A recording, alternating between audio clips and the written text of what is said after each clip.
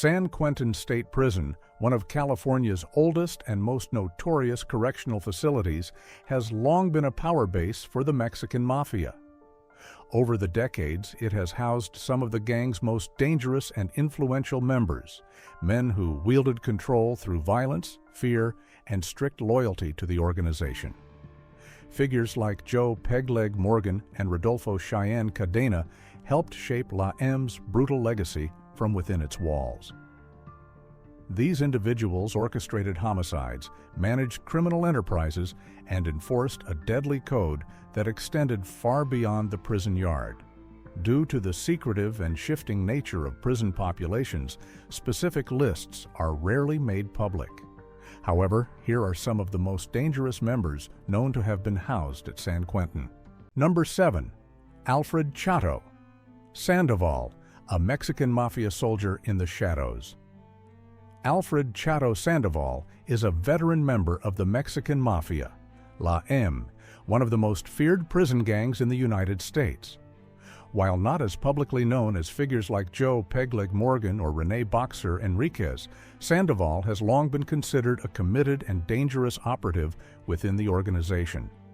His life is a reflection of the violent loyalty, criminal structure, and brotherhood that defines La M.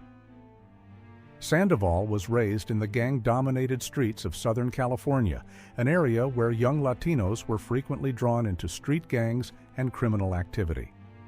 Like many who eventually find themselves in La M, Sandival began his criminal career early. He joined a local street gang and quickly developed a reputation for violence and discipline, traits that would serve him well in the prison system. His early criminal activities led to arrests for robbery, weapons violations, and ultimately murder, resulting in a life sentence. Once inside the California prison system, Sandival aligned himself with the Mexican Mafia, a move that would shape the rest of his life. He was inducted into La M during a time when the organization was solidifying its dominance over California prisons, enforcing strict rules and violently eliminating rivals. Sandival's prison life included time in several high-security institutions, most notably San Quentin State Prison, one of California's oldest and most dangerous prisons. San Quentin has long been a central hub for La M activity, and it was within these walls that Sandival carried out gang business and upheld the code of the Mexican Mafia. While at San Quentin, Sandival earned a reputation as a loyal soldier and enforcer. He was involved in coordinating attacks, distributing drugs within the prison, and maintaining discipline among both La M members and associated street gangs. San Quentin provided Sandival with proximity to other top-ranking members of the gang, allowing him to take part in major decisions and internal operations that affected not only the prison, but also criminal enterprises on the streets. Over the years, Sandival became known for his unwavering loyalty to La M. He never cooperated with law enforcement and continued to maintain his allegiance to the organization despite numerous lockdowns, transfers, and solitary confinement.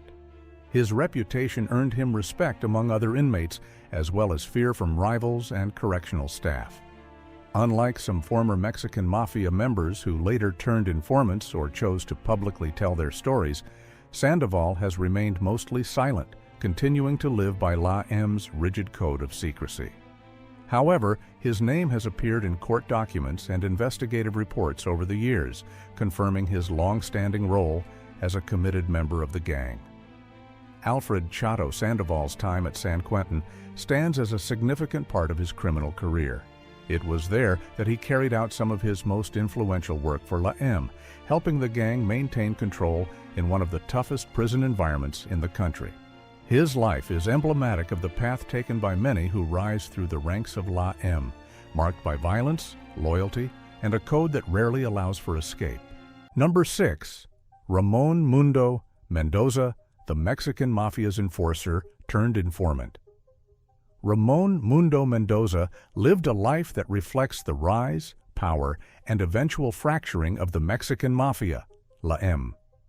Once a feared enforcer for the gang, Mendoza later made the almost unthinkable decision to defect and cooperate with law enforcement, helping to expose the inner workings of one of the most secretive and violent prison gangs in the United States.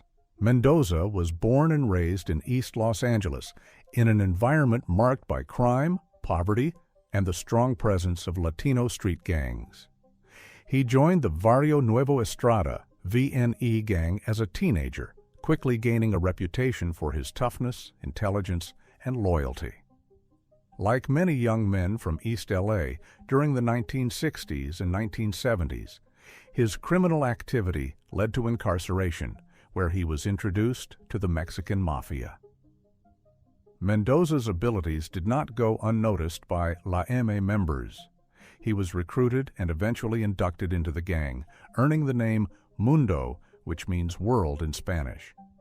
His job within the organization was enforcement, carrying out violent orders, collecting extortion payments, and eliminating threats to La M's authority, both inside and outside of prison. Throughout the 1970s, Mendoza was involved in multiple murders and assaults, both in prison and on the streets, on behalf of the Mexican Mafia. He became known for his efficiency and brutal precision, as well as his loyalty to the gang's hierarchy. His criminal reach extended into drug trafficking and extortion rackets that helped fund La M's operations across California. During his time in the California prison system, Mendoza was transferred between several institutions, including San Quentin State Prison. San Quentin, known for its violent atmosphere and as a gathering point for high-level gang members, played a significant role in Mendoza's life. It was in San Quentin where he participated in strategic meetings with other La M members, helped enforce gang discipline, and maintained control over fellow inmates through fear and influence. San Quentin provided Mendoza with direct access to the inner circle of La M leadership. In this environment, gang business was often conducted with deadly consequences. Mendoza thrived in this setting, growing more powerful and feared with each passing year. However, as the violence escalated and internal betrayals became more frequent, Mendoza began to question the path he had chosen. By the late 1970s, Mendoza made a decision that would shock both law enforcement and the prison world. He defected from the Mexican Mafia and agreed to cooperate with authorities. His knowledge of La M's inner workings made him a valuable asset, and his testimony helped prosecutors convict multiple high-ranking members of the gang. He was placed into protective custody and later into the Federal Witness Protection Program. Ramon Mundo Mendoza's time at San Quentin marked the height of his power in La M, but also the beginning of his disillusionment. His life journey, from gang enforcer to government witness, offers a rare and revealing look into the secretive world of prison gangs and the personal cost of surviving it. Today, Mendoza works to educate others about the dangers of gang life, hoping to prevent new generations from repeating his path. Number 5. Art Blajos. From Mexican Mafia hitman to man of faith. Art Blajos, also known by his street name Conejo, Spanish for rabbit, lived a life marked by extreme violence, loyalty to the Mexican Mafia, La M, and ultimately radical transformation. Born and raised in the gang-infested neighborhoods of East Los Angeles, Blajos became entrenched in gang culture from a young age. His path would lead him to become a feared hitman for La M and later a vocal advocate for change, redemption, and faith. Blajos grew up in a turbulent household surrounded by drugs, crime, and poverty. Like many youths in East LA, he was drawn to the protection and power that came with gang affiliation. He joined the White Fence Gang, one of the most well-established and violent street gangs in Southern California. His toughness and commitment made him a standout among his peers, and he quickly climbed the ranks of the criminal world. In his early 20s, Blajos was incarcerated for violent crimes, including assault and murder. It was behind bars that he came into contact with members of the Mexican Mafia, who saw in him a disciplined and capable soldier. Eventually, Blajos was made into the Mexican Mafia, becoming a full-fledged member, or carnal, a status that came with influence, power, and responsibilities, including enforcing the gang's rules through violence and murder. Blajos earned a reputation as a brutal enforcer. He carried out hits on enemies of La M, rival gang members, and even fellow associates deemed disloyal. He was feared not only in the streets, but across the California prison system. His loyalty to La M was unquestionable, and his name carried weight in prisons like Folsom, Pelican Bay, and notably San Quentin State Prison. San Quentin played a major role in Blajos' life and career within the Mexican Mafia. It was at San Quentin, a high-security, historically violent facility, that Blajos participated in major decision-making meetings and enforced the gang's code. San Quentin served as a base of operations for La M, where leaders met to plan drug trafficking, extortion, and hits. In that environment, Blajos thrived as a feared figure among inmates and staff alike. However, after years of committing acts of violence in and out of prison, Blajos began to feel the heavy burden of guilt and trauma. While in solitary confinement, he experienced what he later described as a spiritual awakening. Through introspection and exposure to Christian faith teachings, Blajos turned away from his life of violence and gang loyalty. He renounced the Mexican Mafia, a decision considered suicidal within the gang culture, and began sharing his story to help others escape the path he once followed. Today, Art Blajos is a reformed man and Christian minister, speaking to at-risk youth, inmates, and communities about the consequences of gang life and the power of redemption. His book, Blood In, Blood Out: The Art Blajos Story, and his public speaking engagements reveal the darkness he once lived in and the light he eventually found. Art Blajos' time at San Quentin marked the peak of his gang life, but it was also part of the journey that led to his transformation. From feared assassin to messenger of peace, his story stands as a powerful testament to the possibility of change, even for those who have walked the darkest paths. Number 4. Luis Herrobuff, Flores, early architect of the Mexican Mafia.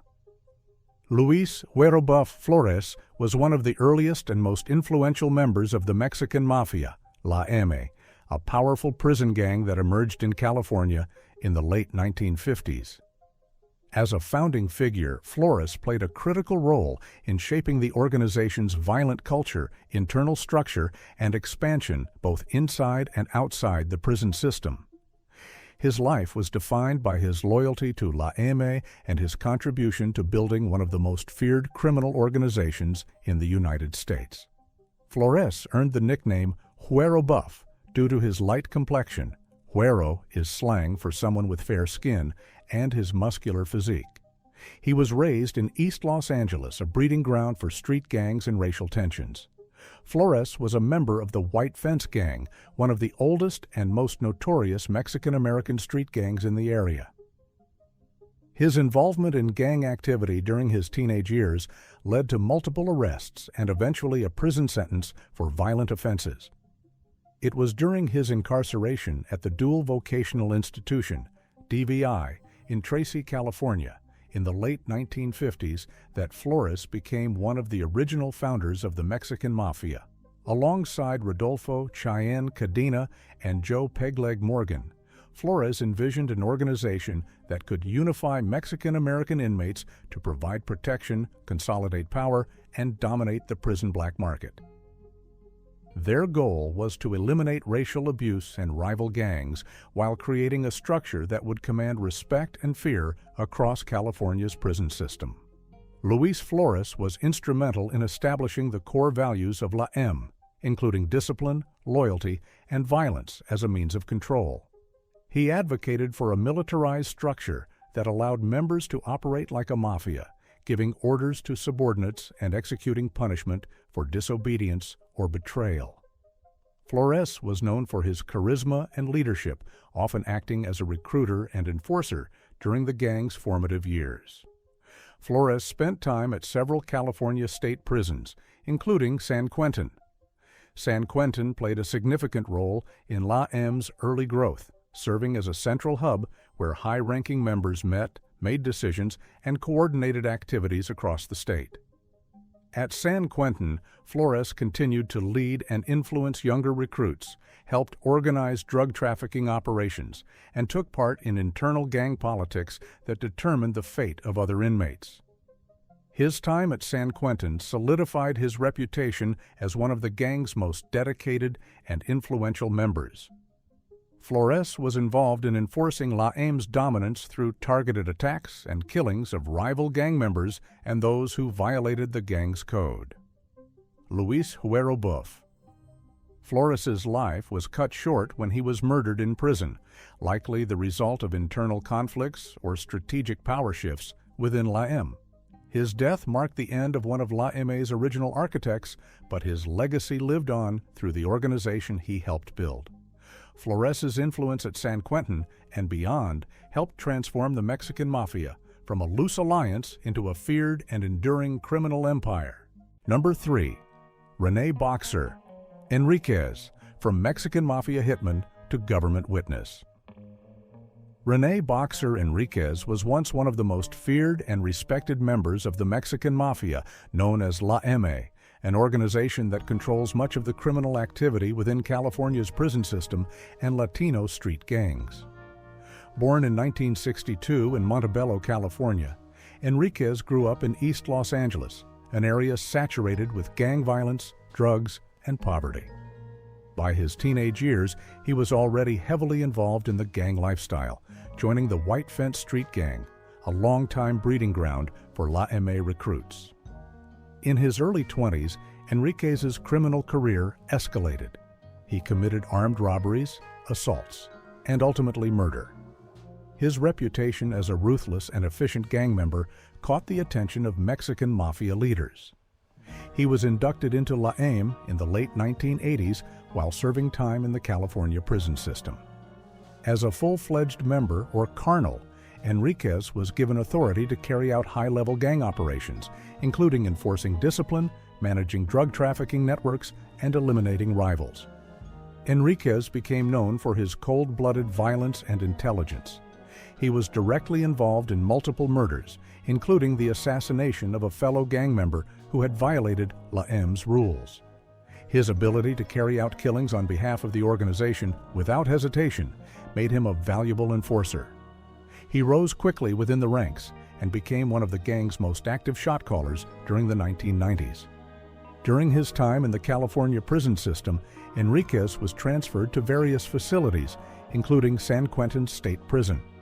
San Quentin, one of the oldest and most dangerous prisons in the country, played a significant role in Enriquez's development as a gang leader.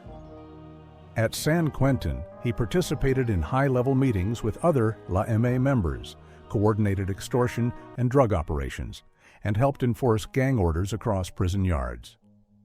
The prison served as a hub for gang coordination, and Enriquez thrived in its violent, power-driven environment. However, over time, Enriquez began to question the organization he had devoted his life to. Disillusioned by the internal politics, backstabbing, and senseless violence, particularly the targeting of Latino civilians and low-level gang members, he started to reconsider his path. In a shocking turn, he defected from La M in 2002, a move considered treasonous by the gang's code. He chose to cooperate with law enforcement and began sharing insider knowledge of the Mexican Mafia's operations. Since flipping, Enriquez has testified in multiple high-profile cases, helping dismantle La M's operations inside and outside prison. His defection was a major blow to the gang, as few members ever leave the Mexican Mafia alive. His testimony led to indictments and convictions of key members and street-level operatives. Today, René Boxer Enriquez lives in protective custody, likely for the rest of his life. His time at San Quentin was a defining period, one that represented the peak of his power within La M, but also set the stage for his eventual transformation from feared gang enforcer to one of the most valuable informants in the history of organized crime in California. Number 2. Joe Pegleg, Morgan, the mastermind behind the Mexican Mafia. Joe Pegleg. Morgan was a rare figure in the violent world of prison gangs, not just for his leadership, but for his background. Born Joseph Morgan in 1929 in Los Angeles, California, Morgan was Croatian-American, a stark contrast to the Mexican-American members of the Mexican Mafia, La M, he would eventually lead. Despite his ethnicity, Morgan became one of the most powerful and respected figures in La M, admired for his intelligence, ruthlessness, and organizational skills. Morgan grew up in the working-class neighborhoods of East Los Angeles, areas riddled with poverty and racial tension. He became involved in gang activity early on, associating with local Latino gangs like White Fence. He was known for his street smarts and toughness, which earned him respect among his Latino peers. His nickname Pegleg came from a prosthetic leg he wore after losing part of his leg in a gunfight or car accident, depending on the source. His criminal career escalated quickly. In the 1950s, Morgan was convicted of robbery and later murder. These convictions landed him in the California prison system, where he would become a pivotal figure in the rise of La M. During his time at Dual Vocational Institution, DVI, Morgan met early La M members like Rodulfo Cadena and Luis Herrobuff Flores. Although not Mexican, Morgan's loyalty and strategic mind earned him a place in the inner circle. He became La M's top advisor and eventually a shot caller. Morgan's ability to read and write at a high level, along with his understanding of law enforcement tactics and prison politics, made him invaluable.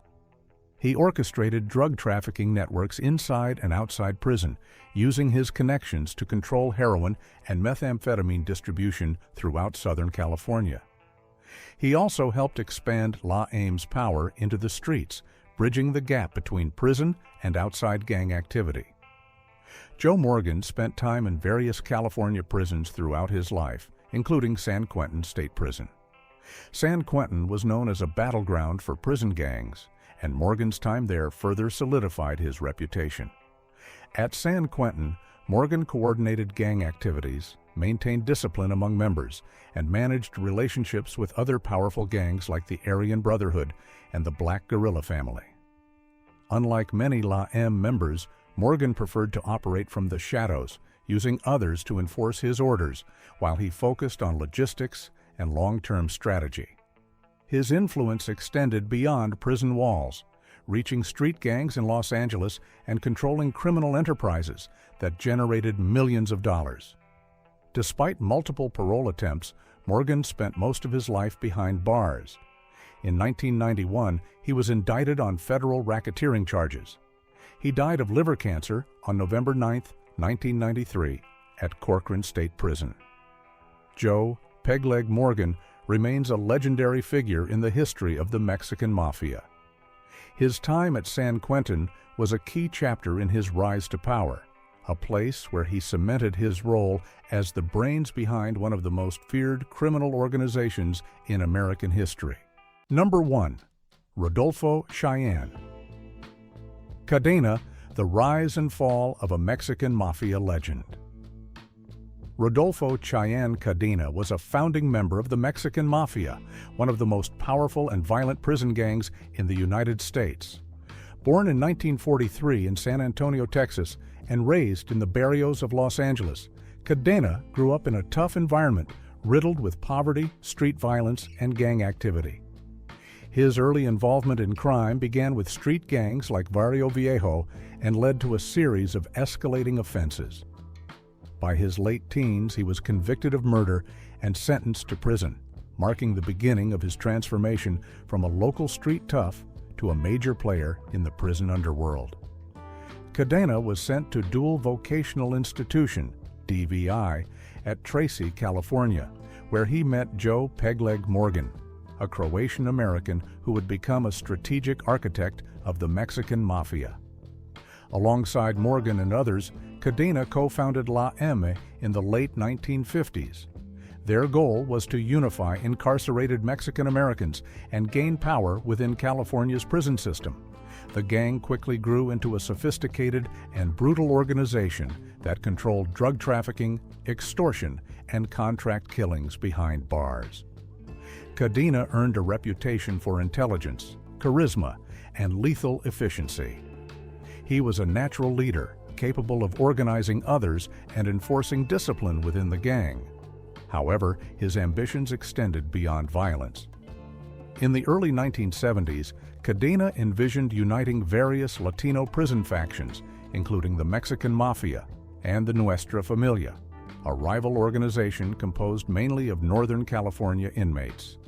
His hope was to create a larger, more unified Latino power structure within the prison system, one that could potentially reduce internal conflict and expand control. This vision put Cadena at odds with many within his own organization. Most Mexican Mafia members viewed any alliance with Nuestra Familia as betrayal, considering their rivalry deeply personal and rooted in bloodshed. Despite the warnings, Cadena initiated peace talks with Nuestra Familia leaders and made efforts to broker a truce. By the early 1970s, Cadena was transferred to San Quentin State Prison. San Quentin became a critical stage in his life. There, Cadena continued his outreach to rival factions and even proposed joint ventures in illicit prison activities. His actions, however, were perceived by La M leadership as undermining their authority and breaking the gang's code. In 1972, Cadena was transferred to Chino Prison, where his fate was sealed. On December 17, 1972, he was attacked and murdered by members of Nuestra Familia. He was stabbed over 50 times and thrown off a tier, symbolizing both the depth of the gang war and the price of peace. His death not only ended his dream of unity, but also triggered a wave of retaliatory violence that would last for decades in the California prison system.